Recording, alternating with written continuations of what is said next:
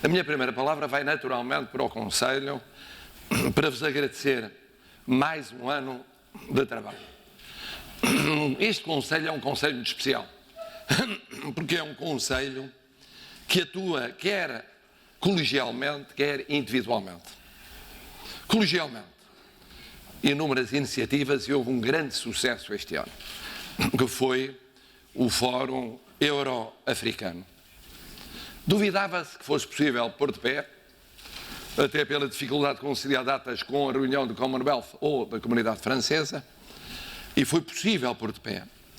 E foi possível encetar um trabalho por onde se devia começar. Devia começar pela base, e depois caminhar para o topo, e não começar pelo topo. E começou-se pela base, pelo intercâmbio entre estruturas políticas e administrativas, o diálogo com a presença de alguns ministros de países amigos, como aqui foi dito, a abertura de pistas informais com alguns desses países, para além daquilo que já estava feito. E, portanto, as próximas edições deste fórum serão certamente não apenas a continuação do caminho encetado, mas uma subida de patamar progressivo, sereno, sem recuos, que é o objetivo de converter Portugal mais visivelmente num ponto de encontro de plataforma entre culturas, civilizações, oceanos e continentes, concretamente no plano também do conceito da diáspora. E depois há o vosso papel isolado. Cada um de vós, é quase uma repetição do óbvio, é um embaixador de Portugal. Os que estão cá dentro, que estão lá fora, os que estão cá dentro e lá fora. E o serem embaixadores de Portugal neste momento, já direi porquê, tem uma importância fundamental, porque Portugal tem um papel fundamental hoje no mundo. Teve-o sempre, teve-o sobretudo em certas épocas da nossa história, mas tem agora um papel particularmente importante. Queria saudar a entrada de 9 membros, a aproximação do número de 100, que é um número simbólico, ainda lamentar haver só 20% de senhoras e haver 62% ligados à economia. Mas pouco a pouco tem-se vindo a alargar para outros domínios, nomeadamente o da participação cívica, o domínio cultural, o domínio artístico, o domínio científico, o domínio educativo. Está de parabéns o Dr. José Manuel Durão Barroso, com o seu prestígio internacional e nacional, nacional e internacional, tem contribuído para o papel do Conselho da Diáspora. E depois há aquele dinamismo imparável, eternamente jovem, do Dr. Filipe Botton. Cada vez que o vemos parece regressado a 10 anos, 20 anos, 30 anos atrás, e que é uma garantia de uma perdurabilidade, eu não iria dizer eterna, mas quase eterna, da dinâmica deste Conselho. Eu vou aproveitar, retardando um pouco o vosso almoço, para vos dizer como é que vejo o mundo, a Europa e Portugal, e tentarei ser breve, uma vez que já estão a trabalhar desde muito cedo esta manhã. Mas é que estamos numa encruzilhada, mesmo, no mundo, na Europa e também, naturalmente, em Portugal. Primeiro, uma encruzilhada no mundo.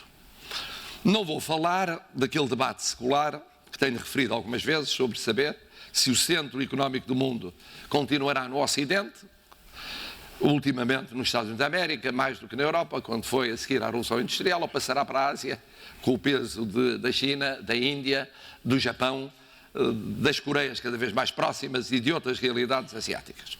Isso é um fenómeno secular. E, portanto, por muito que nós queiramos prospectivar, não está no alcance imediato dos trabalhos deste Conselho. Mas está certamente no ano em que vamos entrar a observação atenta da relação entre os grandes poderes mundiais. E esses grandes poderes mundiais são naturalmente os Estados Unidos da América, continuam a ser um grande poder político, militar e económico. Emerge, obviamente, a China como grande poder político, económico e, porventura, militar, a terceira ou a segunda potência militar, nunca saberemos, porque não conhecemos exatamente a dimensão militar da China. E depois, num plano já de potência regional, que não global, mas regional muito forte, a Federação Russa. E depois outros poderes estão a emergir, a Índia está a emergir. Pensemos que o Reino Unido, no ano passado, conseguiu equilibrar a sua balança de investimentos graças a uma subida de 300% do investimento da Índia. para compensar a quebra de investimento do resto do mundo por causa do Brexit. Neste quadro não é indiferente saber como é que as potências se colocam na cena internacional. Isto é, continuam a cultivar o mínimo multilateralismo ou querem optar pelo unilateralismo? Valorizam as organizações internacionais ou desvalorizam as organizações internacionais? Querem agir por si próprias sem aliados ou à margem dos aliados ou querem fomentar aliados? Como é que se equilibram nas várias áreas regionais? E aí há que observar com atenção dois fenómenos respeitantes aos Estados Unidos da América. O primeiro é a relação económica com a China, que tem oscilado entre declarações ou proclamações unilaterais de afrontamento e passos de negociação simultânea. E uma observação atenta mostrará que uma coisa são as proclamações para efeitos eleitorais internos, importantes, porque nos Estados Unidos da América necessariamente se encontra sempre em curso uma campanha eleitoral. Acaba uma campanha, começa uma campanha intercalar, acaba uma campanha intercalar, começa uma nova campanha eleitoral. E outra coisa são as negociações que vão prosseguindo, as suspensões, os adiamentos, os conciliábulos que têm permitido não haver, à escala do comércio mundial, a repercussão que corresponderia, como dizem os juristas, prima facie, àquilo que é declarado de parte a parte. Mas há um segundo ponto que não é menos importante, que é o do relacionamento dos Estados Unidos da América com a Federação Russa. E, portanto, isto interessa-nos a nós, Europa. Hoje é um dia em que estaremos particularmente atentos com a saída do secretário da Defesa norte-americano, proclamando a importância de não deixar cair os aliados, e o anúncio de uma saída de uma área regional muito sensível por parte do poder militar norte-americano. O que significa alargar nessa área a presença da Federação Russa. Para uns é uma surpresa, para outros é a confirmação de um processo em curso, já há algum tempo, fruto de erros estratégicos do passado, que não são apenas de um setor ocidental, são também da União Europeia, divisões, hesitações e dificuldade de protagonismo nessa área, alargando o espaço vital da potência regional que está particularmente atenta à Europa de Leste, ao Próximo, ao Médio Oriente e ao Norte da África. Sem a mesma intervenção na América Latina e mesmo noutras áreas da África ou na Ásia que teve em tempos idos, mas revigorada numa corrida contra o tempo, porque aí temos uma potência militar sem ser potência económica. E, portanto, manter uma potência militar sem o poderio económico correspondente é uma corrida contra o tempo comparado com outras potências que, sendo económicas, podem sustentar o seu poder militar de forma muito duradoura. E se eu chamo a atenção para isto é porque para a Europa não é indiferente. Não tem sido indiferente o jogo de influências nos últimos anos. Porque a Europa inevitavelmente sofre no seu seio o facto de o vizinho a leste querer afirmar o seu espaço vital. E querer afirmá-lo garantindo uma presença reforçada. A metodologia não é necessariamente a mesma de outros tempos, o poderio militar estrito, mas o poder cibernáutico e a influência permanente e o acompanhamento permanente da crise dos sistemas políticos europeus. Esses são dados que temos que ter presentes. Quando olhamos para o que se passa na Europa, e já irei a isso, temos presente que isso não é indiferente ao poderoso vizinho a leste, que acompanha de forma muito intensa as vicissitudes europeias. A surpresa não está aí. A surpresa vem do outro lado do Atlântico. E vem do outro lado do Atlântico que se havia realidade indiscutível era a da aliança entre os Estados Unidos da América e a Europa. Indiscutível na NATO, indiscutível no facto dos Estados Unidos perceberem que uma União Europeia forte era importante para a sua visão estratégica global do mundo e da região, e isso era quase como que consensual, passando de administração para administração ao longo das últimas décadas. Se assim deixar de ser, ou porque há efeitos colaterais de conflitos comerciais à escala global e que se repercutem negativamente na Europa. Ou porque há um recuo da presença militar ou geoestratégica norte-americana em áreas importantes para a Europa, isso altera o quadro em que nos movemos. E altera criando dificuldades óbvias, porque uma coisa é proclamar a possibilidade e a desejabilidade de um exército europeu, outra coisa é ter a noção de que para ter um exército europeu é preciso pagá-lo. E é preciso, portanto, haver condições para existir uma realidade dessas autonomamente de uma visão transatlântica que tem sido estável, tem sido forte e tem sido uma garantia de equilíbrio no quadro da Europa em que nos situamos e das regiões vizinhas. Se eu chamo a atenção para isto, é para vos dizer que estamos numa encruzilhada, que não depende de nós numa parte, não depende, depende da evolução que venha a ocorrer nos próximos anos nestes players, nestes protagonistas internacionais e noutros, mas em que a nossa cota-parte tem que ser cumprida. Tem que ser cumprida. E aqui passamos para a União Europeia. A União Europeia tem de se manter unida, primeiro ponto. Segundo ponto, forte, o mais forte possível. Uma União Europeia dividida, uma União Europeia enfraquecida, agravaria estes vários sinais de alguma perplexidade na encruzilhada que vivemos. Tem de começar por resolver o melhor que seja possível a questão do seu relacionamento próximo futuro com o Reino Unido.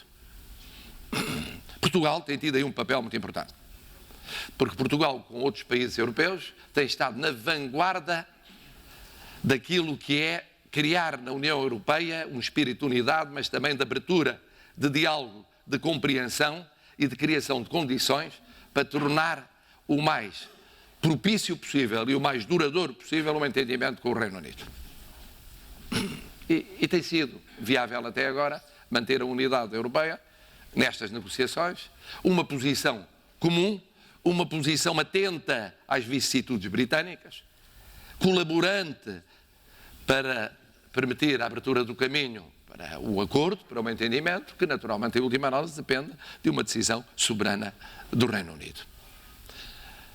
O haver acordo faz toda a diferença relativamente a não haver acordo.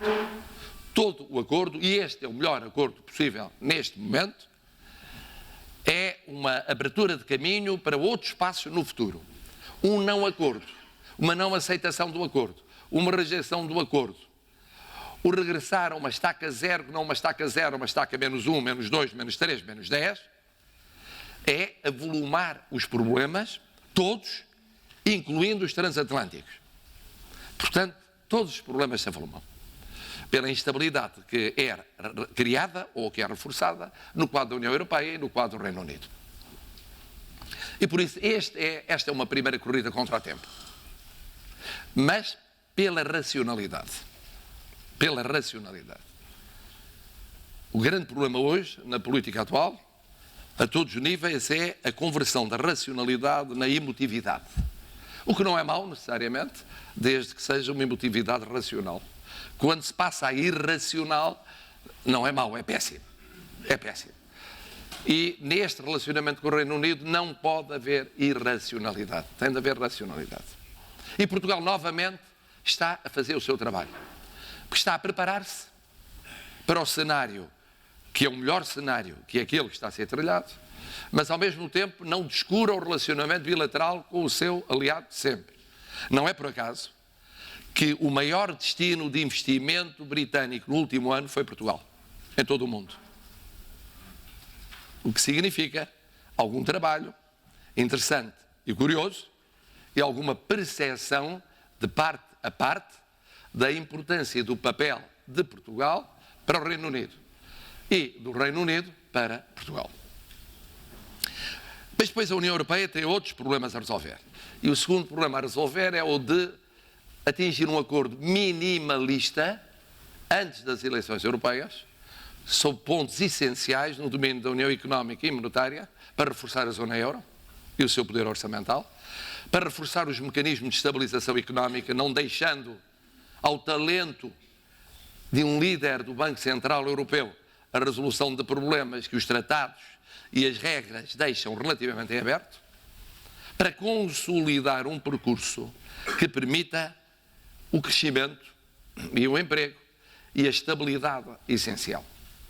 E aqui vale a pena regressar a um ponto que tenho visto muitas vezes aflorado a propósito de Portugal, que é o porquê de se manter uma trajetória de rigor orçamental.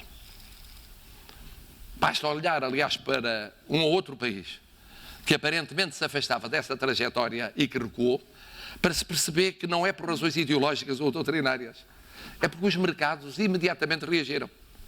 E quem viveu, como nós vivemos, taxas de juros de 7, de 8, de 9, de 10, de 11%, em certo momento de uma história recente, sabe que qualquer facilidade considerada como aceitável no plano interno é imediatamente punida no plano externo, com consequências na vida de todos nós. Bom, dito isto, a União Europeia, além de dar estes passos, conviria que em matéria de migrações e refugiados estabilizasse um mínimo de entendimentos, nem que mais não fosse na abertura a acordos bilaterais. Quem quer e pode aceitar, que o faça. Quem não quer ou não pode aceitar, que apoie, que dê o seu contributo. Não crie dificuldades, se não é possível um acordo global, que haja abertura para posicionamentos bilaterais. E depois há um problema mais de fundo, que tem a ver com a crise dos sistemas políticos europeus. Importa que nos próximos anos haja uma certa estabilização dos sistemas políticos e neles dos sistemas partidários europeus. É muito importante que a autoridade do Estado de Direito Democrático seja afirmada na Europa, a todos os níveis, quer a nível de manter um conjunto de valores que são essenciais no pecúlio europeu, vivo e compreensível para as opiniões públicas, para os eleitorados, para os cidadãos, percebendo que se assim não acontecer, é um passo até essas sociedades estarem a negociar por falta de alternativa, sobretudo se o laço transatlântico se enfraquecer, estarem a negociar com quem tiverem de negociar, mas também noutras sociedades, em que a melhor forma de enfrentar fenómenos inorgânicos não é a cedência na primeira esquina da história. Quando essa cedência é obviamente inviável em termos económicos e sociais e indesejável em termos políticos. Porque isso enfraquece a autoridade do Estado do direito democrático. Enfraquece. E, portanto, cada vez que se mede o pulso por aí, e a medição do pulso pode vir de fenómenos internos, ou pode vir de fenómenos internos com ajuda externa, de cada vez que se mede o pulso, convém que a resposta seja uma resposta à medida dos valores europeus. Bom, dito isto, é verdade que muitos sistemas políticos europeus estão em crise e que a base tradicional do processo de integração europeia já não é o que era. Eram duas famílias muito fortes e que o foram durante décadas. Uma está muito fragilizada, a família socialista e social-democrata. A outra está muito dividida, a família do Partido Popular Europeu. Porque dentro dela há várias leituras da realidade. E ao lado destas famílias cresceram outras famílias. E uma ou outra manteve-se forte ou reforçou-se, mas com várias linhas de pensamento no seu interior. O que significa que é imponderável a composição do futuro Parlamento Europeu, que é imponderável a composição da futura Comissão, é imponderável a necessidade de acordos para além de duas famílias políticas a 3 ou a 4, é imponderável a manutenção da atual Comissão por um período intercalar mais ou menos longo. Isto é, há uma série de incógnitas que correspondem, no fundo, a debates em curso na sociedade europeia. E a política tem horror ao vazio, como a economia e como a sociedade. Onde instituições clássicas obsoletas falham, o vazio é preenchido por outros. Orgânicos ou inorgânicos. Portanto, a capacidade de reajustamento rápido nos vários sistemas políticos europeus e da sedimentação de uma base de sustentação da União Europeia é essencial. Como é essencial que ela esteja permanentemente clara no seu diálogo com os eleitorados. Os povos europeus têm de perceber porque é que a União Europeia é importante. Têm de perceber porque é que os seus líderes a nível nacional, estão a reformular os seus sistemas. E não há lideranças europeias fortes com lideranças nacionais fracas. Isso é impossível, porque as lideranças europeias não caem do céu, vêm de Estados-membros. E este é um desafio, uma corrida contra o tempo que se nos coloca, efetivamente. Tanto mais difícil quando sabemos que não temos ajuda nem daqueles que, em teoria, nunca nos ajudariam, nem daqueles que tradicionalmente nos ajudavam, mas durante uns tempos andam preocupados com outras realidades. E a ajuda que vem é longínqua, é oriental, é longínqua, é tática, é de quem compreende que o papel da União Europeia é fundamental para equilibrar um pouco o mundo, mas sendo longínqua e sendo predominantemente tática para já, tem as suas limitações. Outro ponto fundamental, a Europa tem de estar mais presente no mundo, desde logo em África. Desde logo em África. A Europa demorou um tempo eterno a perceber a importância da África. Ainda há 10 anos, 20 anos, 30 anos, 40 anos, eram poucos os políticos europeus, e entre eles os portugueses, todos o perceberam, a importância de África. Foi preciso haver migrações, foi preciso haver refugiados, foi preciso haver um agravamento de tensão no Mediterrâneo para se perceber a importância da interação constante entre a Europa e a África. Mas não é só a Europa e a África. A Europa e o mundo ibero-americano, a Europa e a Ásia, é a presença europeia no mundo. E é nuclear, porque a Europa consegue falar com quem vai falar cada vez menos. Pior, e quando fala, fala sem nós controlarmos o que se está a falar. E, portanto, não fala nos fora internacionais. E dentro da Europa, Portugal tem um papel essencial. Porque sempre tivemos esta vocação medianeira. Eu repito, quando em vez faz lembrar o papel dos nórdicos em meados do século passado, porque conseguimos entrar onde já estivemos em todo o mundo. Porque onde os outros nunca estiveram, nós estivemos, ou estamos, pelas nossas comunidades, pelos nossos conselheiros da diáspora, por muitos milhões de portugueses. E, portanto, temos aqui uma obrigação na União Europeia de liderar este processo de abertura. Mas também, de nível singular, optarmos por um multilateralismo que tem que ser bem esclarecido. Nós temos aliados e temos parceiros. E os aliados são aliados e os parceiros são parceiros. Nem os parceiros são aliados, nem os aliados são só parceiros, são mais do que isso. E, portanto, somos fiéis aos aliados, somos fiéis aos europeus que connosco são mais que aliados, integram a União Europeia, somos fiéis aos aliados na NATO, somos fiéis aos irmãos na CPLP, e são aliados. E depois temos alguns aliados dentro deles que são mais antigos ou menos antigos, mas não menos fortes. E alguns outros têm ganho força no presente, próximo, e outros há que manter a força que tiveram no passado. Depois temos parceiros. E os parceiros são importantes para diversificar interdependências, mas não são aliados. Não devem os aliados ficar preocupados pelo facto de haver parceiros. Porque só somos fortes junto dos aliados por termos parceiros. E só somos fortes junto dos parceiros porque somos fiéis aos aliados. E isso há que esclarecer à partida para não haver equívocos, como nas relações entre pessoas. Dito isto, os melhores momentos da nossa história foram momentos de multilateralismo. A dependência de uma só realidade, sobretudo quando ela é infíxita, é vaga, é indefinida, está a viver uma transição, é um risco imenso para quem tem presença no mundo, uma presença humana, uma presença que seja económica, uma presença social, uma presença cultural e uma presença geoestratégica. Compatibilizar isto é o talento que se exige a Portugal neste momento. Mas para poder fazer isto, Portugal tem que estar internamente forte. Portugal tem que estar económica, social e politicamente forte. Para poder dizer, como ainda ontem recordei ao receber os cumprimentos do Governo, o que eu conheci de chefes de governo europeus no espaço de 3 anos, já só restam 5 ou 6 dos 28 que eu conheci há 3 anos. E em vários países mudaram várias vezes. Às vezes regressando um que tinha estado, outras vezes tudo caras novas. O mundo está, a Europa está assim.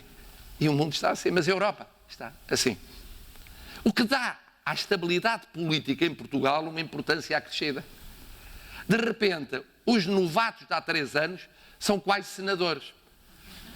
Tal o ritmo de renovação que ocorre na Europa. Mas é um facto que se traduz depois num peso negocial, entre outras coisas, lembrarem-se do que se passou há 3 anos e há 2 anos.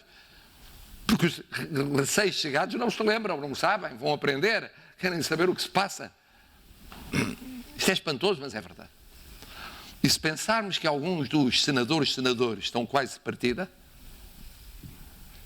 isso aumenta a importância da estabilidade política e institucional em Portugal. Não é uma mania, não é um atavismo. É fundamental. Outro problema é saber como aproveitá-la em termos económicos, sociais, económicos, financeiros e sociais. Mas que ela em si mesmo, no atual estado do mundo e da Europa, é crucial? É crucial. O termos cumprido a legislatura. Ou irmos cumprir a legislatura. O permanentemente ser importante recordar a autoridade do Estado Democrático. Portanto, haver-se a aventureirismos. O saber os limites financeiros e económicos do que se pode fazer. Há propostas, há ideias, todos nós podemos sonhar, e é natural sonhar numa sociedade que tem ainda tanta pobreza, ainda tem tanta desigualdade. Mas todos sabemos que há valores para salário mínimo, que há valores para rendimento mínimo das famílias, há valores para pensões mínimas, há valores os mais variados, acima de determinado teto, que todos desejaríamos que fossem atingidos num ápice, significariam um descontrole financeiro tal que seria punido no dia seguinte, internacionalmente, e seria a abertura de um caminho para pior, que nós já conhecemos e pelo qual penamos durante bastantes anos. Agora, dito isto, há aspectos positivos na evolução recente do nosso país, além do cumprimento da legislatura, a trajetória do rigor financeiro, a crescente preocupação com a dívida pública e a necessidade da sua redução, ao mesmo tempo a preocupação com mais crescimento e mais emprego e crescimento sustentado, isto é, que possa ultrapassar um contexto, um ambiente, um clima favorável internacional. Não é só estarmos prevenidos para esse clima deixar de ser tão favorável, é termos condições potenciais para crescer mais. Temos inovação, e temos mostrado, o Web Summit foi o exemplo. Há domínios que estão a mudar e a mudar muito bem, em setores da educação, da investigação, da pesquisa, em centros de excelência, no digital, na qualificação de setores do turismo. Há aspectos positivos da evolução da sociedade portuguesa. Agora, não podemos esquecer que há outros aspectos que temos de olhar com atenção, porque são estruturais uns e outros são conjunturais, mas não podem deixar de nos preocupar. O envelhecimento da sociedade portuguesa. A sociedade portuguesa está a envelhecer, continua a envelhecer. Não é caso único na Europa, mas o envelhecimento. As clivagens sociais. Umas por causa do envelhecimento entre os menos jovens, guetizados, e os mais jovens com a tentação de não se fixarem, de não ficarem, de não contribuírem mais diretamente dentro de fronteiras físicas para o futuro do país. As clivagens territoriais que surgiram a lume com as tragédias do ano passado e que mostraram que há Portugais a várias velocidades e que há um limite de diferença de velocidade que não pode ser ultrapassado sob pena da coesão social ser atingida. É outro problema que estamos a assumir, mas temos de assumir de forma muito mais aberta e determinada. Depois, do mesmo modo que a sociedade portuguesa percebeu a importância do rigor orçamental, perceber a importância das condições para mais investimento e mais exportações.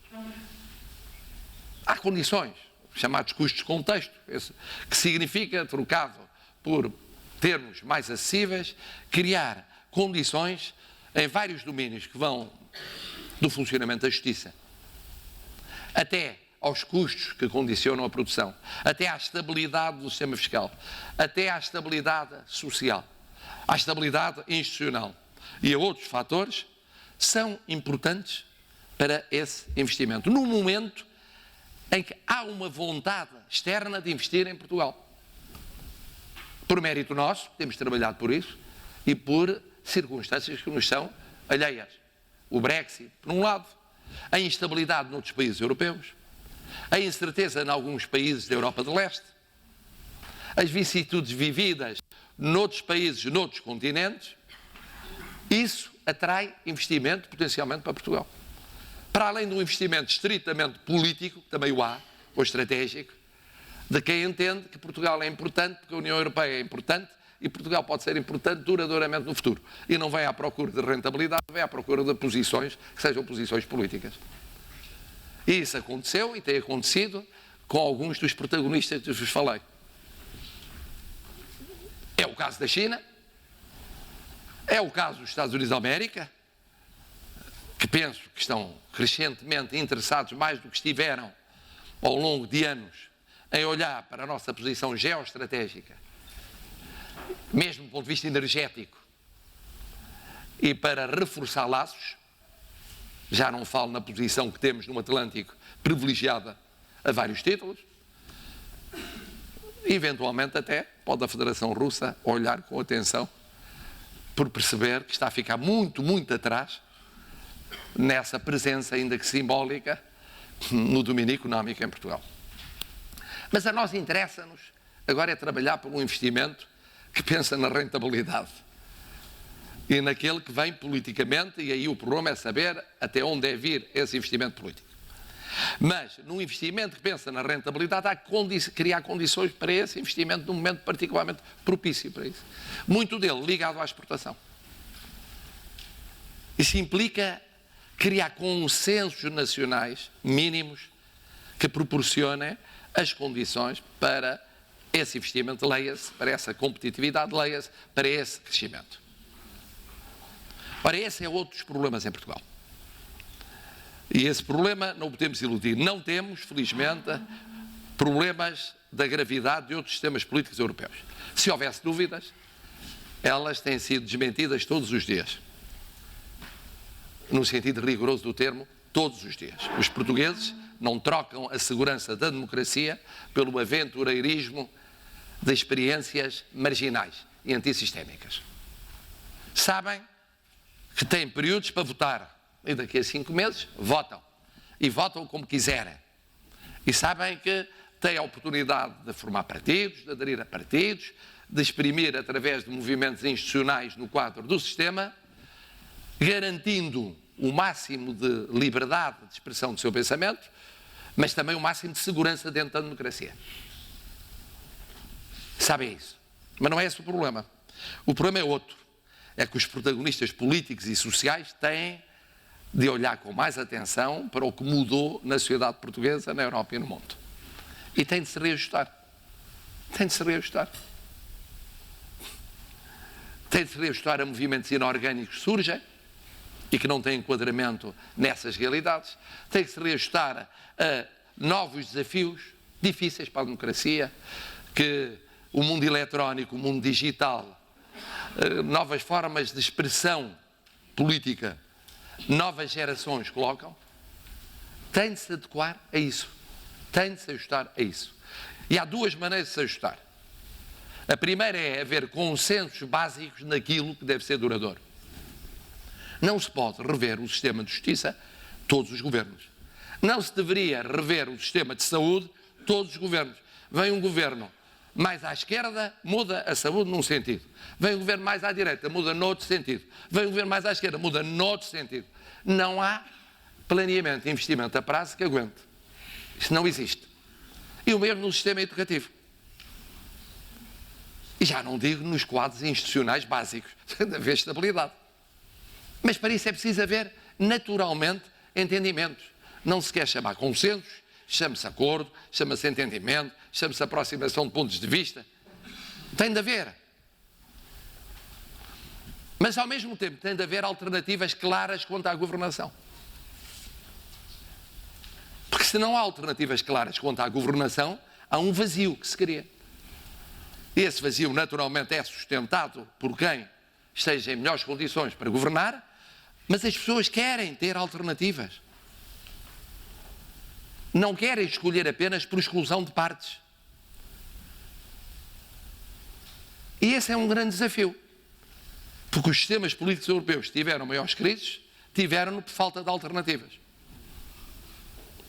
E na ausência de alternativas surgiram novas realidades vindas de fora do sistema. Não é muito mais económico, muito mais racional, muito mais adequado serem aqueles que têm já uma história e uma experiência apreciável a reformularem, a reajustarem, a readaptarem-se de forma a oferecer aos portugueses permanentemente canais de expressão orgânica e institucional do seu pensamento, das suas alegrias, mas também das suas indignações, insatisfações e angústias. Esse é um desafio. Esse é um desafio. Mas é um desafio para partidos políticos, é um desafio para parceiros económicos e sociais. Porque é perceptível que Portugal consegue aguentar uma estabilidade no sistema político superior a outros sistemas políticos europeus. Até porque é mais jovem. Até porque é mais jovem. Tem mais presente a experiência que antecedeu a democracia. E, por outro lado, tem tido a flexibilidade de se reajustar. Nós tivemos períodos da nossa história política em que houve movimentos ou até novos partidos de contestação que surgiram. E foram reabsorvidas essas causas pelos principais protagonistas. Imediatamente. Esse é um desafio que temos de enfrentar. Para Portugal poder desempenhar o papel na União Europeia, que desempenha, eu testemunho isso, desempenha, como desempenha nas Nações Unidas, por maioria de razão, como desempenha na Organização Mundial para as Migrações, como desempenha no diálogo na CPLP ou no diálogo no mundo ibero-americano, em que estamos mais presentes em termos empresariais, ou desempenha no diálogo com a Ásia, um pouco por todo o mundo, para que isso seja possível, ou no mundo africano francófono, tradicionalmente francófono, em que estamos mais presentes, para isso ser possível, temos de reforçar a nossa solidez interna. E termino voltando ao ponto de partida. Porque é que este ano é tão importante? O ano 2019 é muito importante porque à escala mundial se vai perceber melhor o sentido esboçado nos últimos anos. Não há que perceber muito mais qual é a posição de certos países que têm uma estratégia definida e é clara. É o caso da China ou da Federação Russa. Dá para perceber qual é o sentido do seu posicionamento. E o mesmo se diga crescentemente da Índia, que se está a abrir ao exterior. É importante para perceber o papel dos Estados Unidos da América e a importância de reforçar os laços entre a Europa e os Estados Unidos da América. Esse é um ponto vital, fundamental, mas que depende das duas partes, de uma e de outra. E o ano de 2019 vai ser importante para se perceber. Vai ser importante para se perceber se a União Europeia consegue tomar, em poucos meses, um conjunto de decisões que antecipam muitos problemas de futuro. Entre elas, a aprovação de um quadro financeiro plurianual para 2021-2027. Deixar isso para depois da nova Comissão é o que se chama um tiro no escuro. Completamente no escuro. Isso percebe-se em poucos meses, porque a campanha está aí e começa dentro de muito poucas semanas, né? Sequer meses. Também se percebe se há ou não a convergência euro-africana e o grau de diálogo que Portugal pode promover no quadro da CPLP e bilateralmente com os nossos países irmãos na língua, que conheceu uma evolução positiva nos últimos anos, mas que é preciso alimentar. E depois internamente nós vamos ter eleições. Uma eleição importante para se medir o pulso quanto à forma como os portugueses veem a Europa. E a outra para os portugueses decidirem o seu futuro durante um número apreciável de anos. 4 anos seguintes. Que são 4 anos que podem ser cruciais na conjuntura económica mundial e europeia. e em que Portugal terá a presidência da União Europeia no primeiro semestre de 2021, que é um desafio de tomo. De cada vez que tivermos uma presença da União Europeia, o esforço nacional requerido na preparação no semestre anterior, que já é o segundo semestre e um ano marcado por 2 orçamentos, e depois, durante o semestre da presidência, é um esforço muito elevado. E por isso, eu peço desculpa por ter aproveitado esta ocasião, mas perceberão que este era o momento para fazermos o balanço do que foi e olharmos um bocadinho para o futuro e percebermos o sentido desse futuro. O vosso papel é muito importante. É muito importante porque muitos dos conselheiros que aqui estão permanentemente dentro e fora, dentro e fora. E dentro têm funções essenciais. O que se vos pede é que dentro, em conjunto, enquanto conselho, e cada um e cada uma de per si, esteja atenta e atento a estes desafios. E ajude Portugal nestes desafios como tem ajudado nos últimos anos. Aqueles que estão fora, o vosso papel ainda é talvez maior. Porque trata-se de ir percebendo o que se passa no mundo, no vosso e no mundo global, e ajudar Portugal nessa afirmação no mundo. Num momento ímpar, que tem de ser aproveitado. Que seria uma perda enorme não ser aproveitado. Dir-me-ão, é um esforço um bocadinho muito exigente e às vezes solitário. Não, porque o Conselho tem implícita uma solidariedade constante. É um esforço que por vezes não é percebido por muitas e muitos portugueses. Não importa. Há que fazê-lo percebido por mais portugueses. Tem de ir percebendo quais são os desafios que se nos colocam. Eu sou, sem ser um otimista daqueles irrealistas, sou, em qualquer caso, um otimista realista e cheio de esperança. E por isso, e porque sei da importância deste Conselho, que já virou o cabo das tormentas, e o cabo das tormentas foi virado no momento em que se percebeu que o Conselho perdurava para além de chefes de Estado, para além de chefes de governo, para além de governos, porque era uma realidade institucional muito forte, muito forte. Agora que isso está garantido e que tem lideranças muito fortes também, que sempre tiveram, mas que estão reforçadas, aquilo que vos digo é que conto convosco para esta tarefa comum. No limite, naturalmente, daquilo que possa fazer, contam comigo, porque contamos todos para Portugal e com Portugal. Muito obrigado.